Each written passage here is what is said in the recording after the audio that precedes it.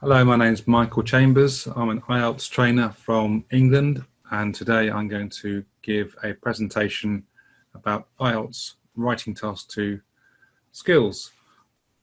Let me share my screen with you to take you through a presentation.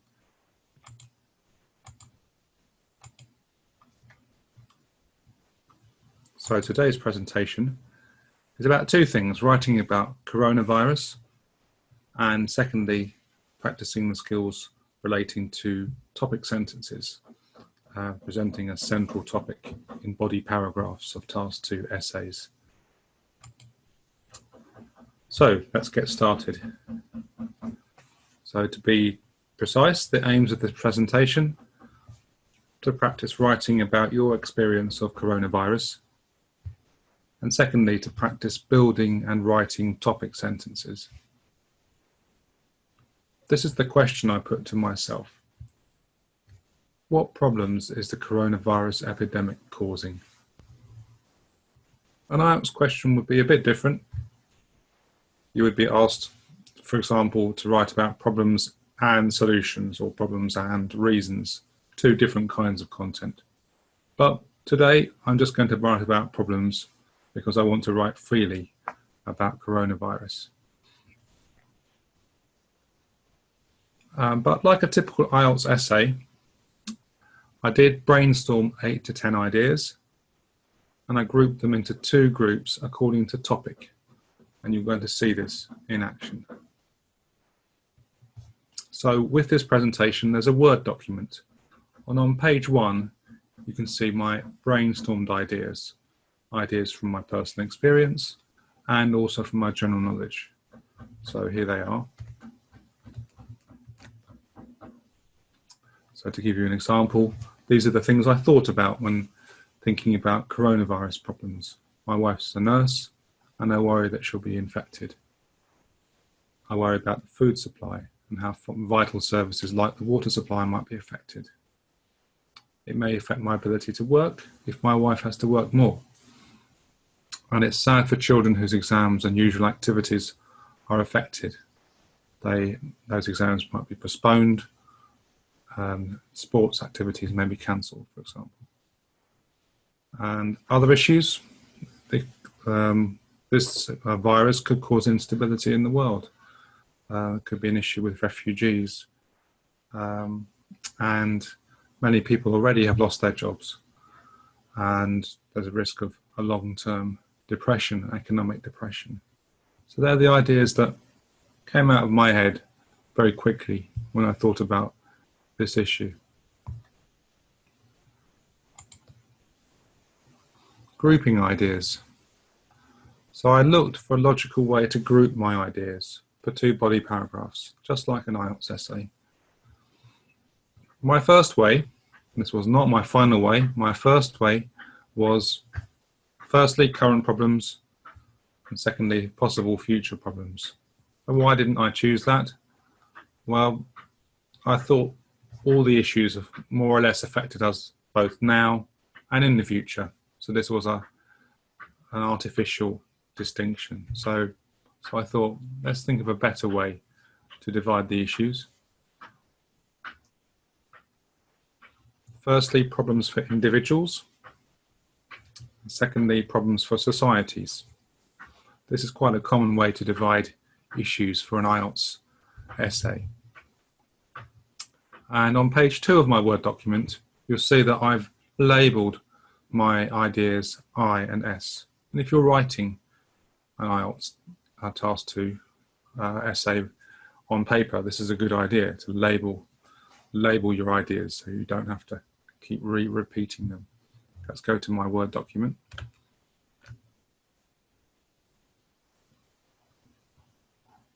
So you can see that I've decided that my wife is a nurse and I worry that she'll be infected.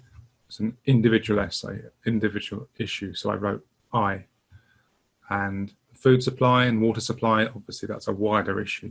S for society, okay?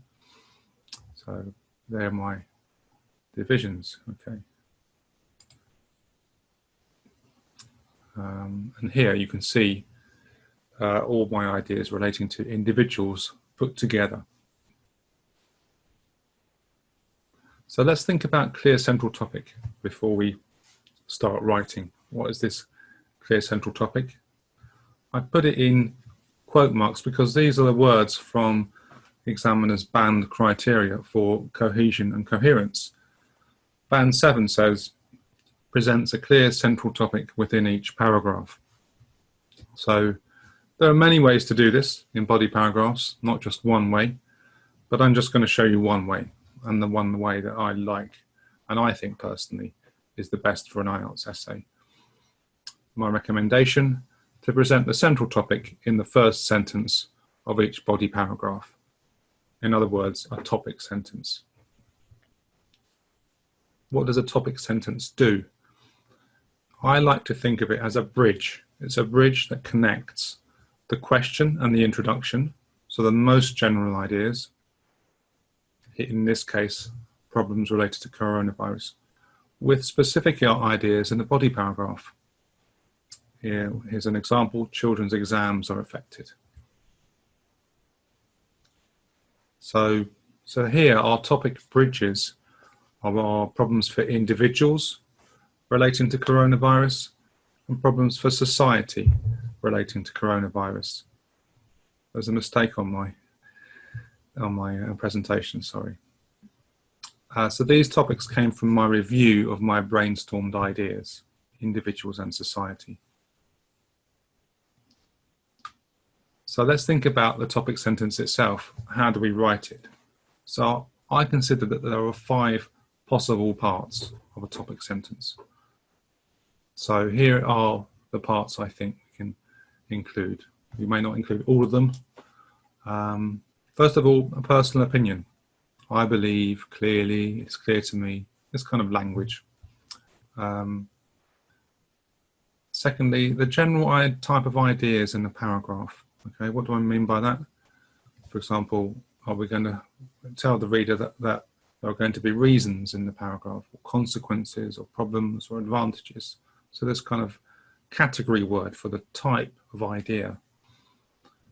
In this case, we're talking about problems. That's actually in the question. Or another word for problems, negative consequences. So we may include the number. If we know exactly a number, we might write that. So there are 2 main reasons. There are 3 significant problems, for example. This is something that we absolutely must do, in my opinion, to maintain coherence, is to repeat or paraphrase necessary words from the question. Okay. Here, the question's about coronavirus causing problems. So this has to be, in my opinion, has to be in our topic sentences, so that we're referring back to the general ideas in the question before we refer forward to something new in our body paragraph. So we're linking back to the question, to the introduction. We may include the specific topic.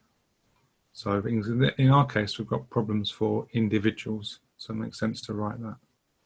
So, and also we may have just one point in our paragraph. So if it's just our paragraph's just one point that's really well developed, then it makes sense to have it here. So, otherwise we'd end up with saying things like 2 problems, 3 reasons. So here's an exercise. So we'll look at part 5. So before we reach the exercise, we're going to look at after the exercise, we'll look at the 5th part. I mentioned there were 5 possible parts, but we'll look at the 5th part for the second body paragraph. The exercise for you is to write a topic sentence for body paragraph 1. Okay. So look back in this presentation to see what the parts could be. Okay. And then when you're ready, move forward to see my model. Okay. And here it is now. It is clear that the coronavirus pandemic is causing significant problems for individuals. So we've got an opinion. It is clear that coronavirus pandemic, I've paraphrased epidemic from the question, and causing significant problems Again, a paraphrase from the question, and the word problem also indicates the kind of content. What kind of problems for individuals? Okay, so we specified the kinds of problems. So our topic sentences is developing. It's not just paraphrasing the question, it's developing towards detail in the body paragraph. So what have we done so far? For 6 things. We've created a question about a common topic, problems caused by coronavirus. We've brainstormed enough ideas for a typical IELTS Task 2 answer of at least 250 words. We've grouped those ideas into 2 groups for 2 body paragraphs. And we've considered the IELTS band criterion for clear central topic. Fifthly, we've seen how a topic sentence is a bridge between the question and the introduction, the general ideas, and the specific ideas in the body paragraph. And we looked so far at 4 possible parts of topic sentences. So importantly, we need to paraphrase and repeat words from the question. We need to use opinion, well, we could use opinion language. We could introduce the general type of idea. We can be more specific, introduce a specific topic. So in this case, I've said problems for individuals. Let's think about the second body paragraph. There's something extra that we can add to our topic sentence. So we can have the same 4 parts as for the first topic sentence of the first body paragraph. But we need to add, I think, words of either addition or contrast. So if we have a strong opinion, got 2 paragraphs supporting the same position, the first one, and furthermore, or moreover, or similarly, these kinds of words to introduce the second body paragraph supporting the same position.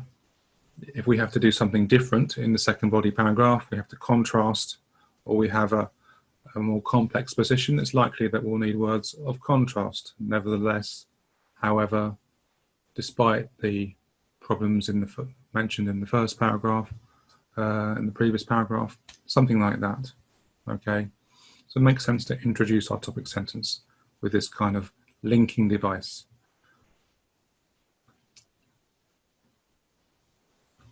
So,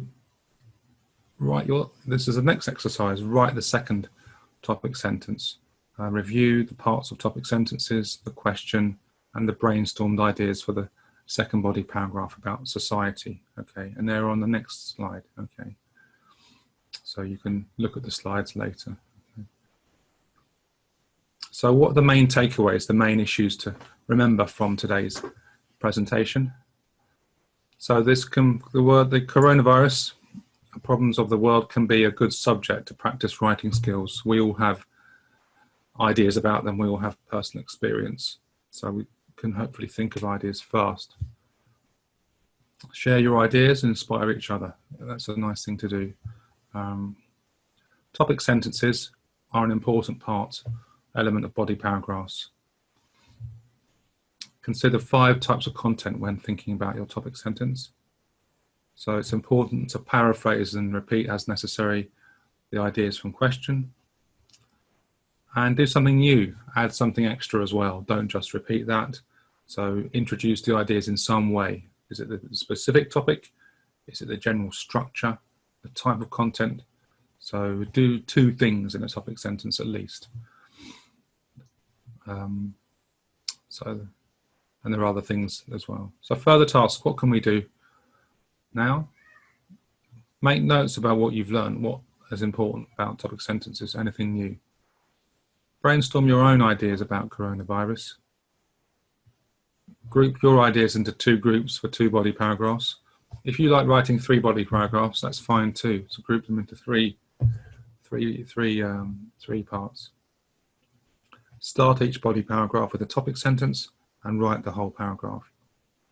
Make sure your body paragraphs have a similar length. So I suggest a maximum of 220 words, 90 to 110 words per body paragraph. Don't make the length very different. And if you want to write the full essay, great. Add the introduction and conclusion. So You can also then, I suggest doing this after your own essay, review my model, body paragraphs. So on page 3 of this, I've introduced the topic sentences, supporting sentences.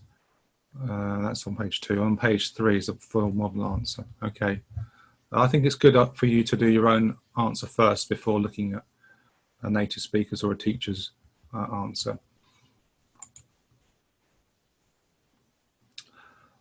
Look at other model essays of IELTS model essays, and just decide if the body paragraphs have a clear central topic. Okay, they may or may not. Even if they're written by native speakers, even if they're written by IELTS tutors, it doesn't mean that they have a clear central topic. There are good and bad model essays. So you be the judge. If it has a clear central topic, you should know it, you should feel it. Yeah, I can see that, I can feel it. It's not complicated. Even if they've done it a different way, they haven't put it at the beginning in the same way as we've done here. But have that critical approach to body paragraphs written in model essays. Not all model essays are good. Not all model essays are band 9. In fact, I'd say none of them are.